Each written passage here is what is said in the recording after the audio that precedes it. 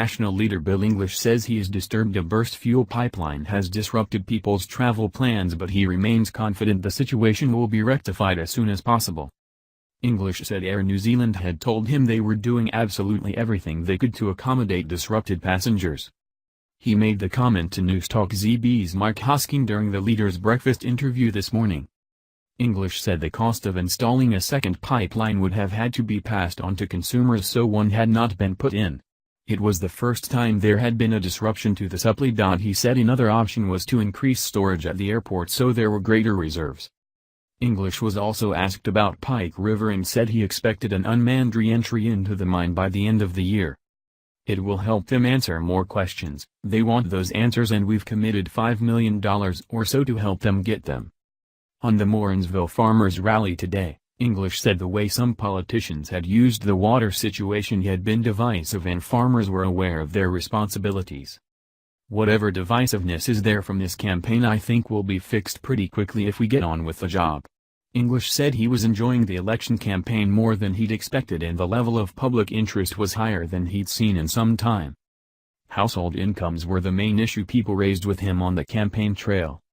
Asked by Hosking whether there was any point to the campaign rituals of walkabouts and selfies with people he'd probably rather not have to meet with, English hit back.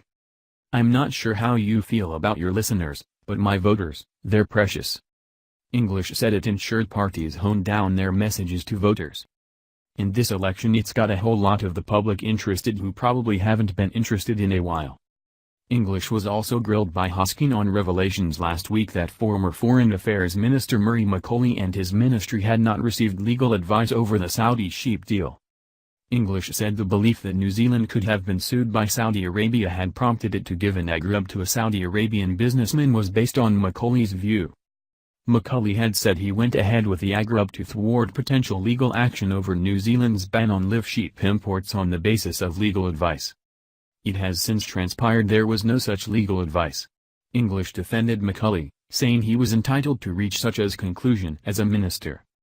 It's his view. He's entitled to take a view. When questioned about unemployment, English said he did not accept that there was a group of people in New Zealand who were just not willing or motivated to work, saying if those people were supported enough they could get jobs and stick to them. He pointed to National's plan for more support but harsher sanctions for the young unemployed who either did not take up training or work opportunities or failed drug tests. Some of them are just cycling in the system, turning up and not going back. They can get in the door but they don't always turn up. If you can get them to stick for 12 months, then they'll stick in the job. Asked about the difficulties some businesses were having in finding enough good staff, English said that was because the economy was working. It creates more jobs, we've got a higher proportion of our working population in work than before. English also rejected comments by some business heads during the Herald's Mood of the Boardroom event that National was complacent and had missed opportunities, saying those were made by a few businesses who had been doing very well. One of those did let me know that when they went into the ballot box, he voted National.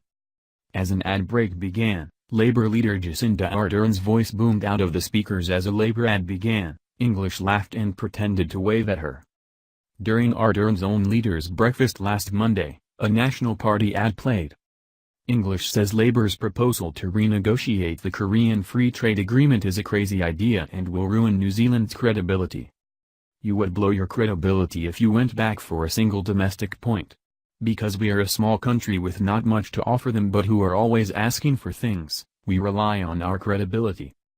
Ardern has said she wants to renegotiate the recently signed agreement to allow for Labour's policy to ban foreigners buying property in New Zealand. Ardern believed South Korea would accept that given it had a similar protection for itself. English expected South Korea would dismiss the idea given New Zealand had nothing to give back in return. They would say we are holding out against President Trump and the US, which also wants to renegotiate its trade agreement with South Korea, and they would say bye-bye. Asked if he was embarrassed about the amount of money being splashed around in promises on the campaign trail, English said no, it was business as usual.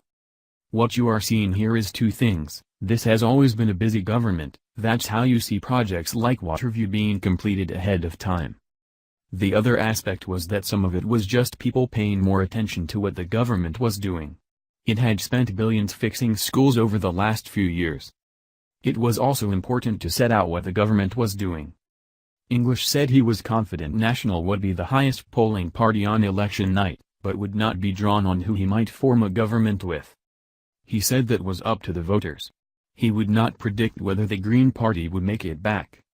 Asked about special housing areas, he said those were coming on track since the Auckland Unitary Plan came into effect.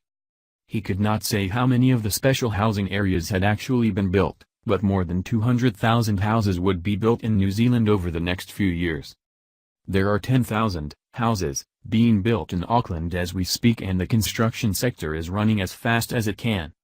He said the government had taken as much responsibility as it could. People want to aspire to owning their own home. We've just beefed up Home Start and 30,000 people have already used that. He denied the government was creating artificial mechanisms to get first home buyers into a home. He said National believed it needed to change urban planning to ensure that when demand grew the houses could be delivered. It has proposed a different set of rules which would apply in cities rather than the Resource Management Act. We need a framework for urban planning that is designed for that purpose.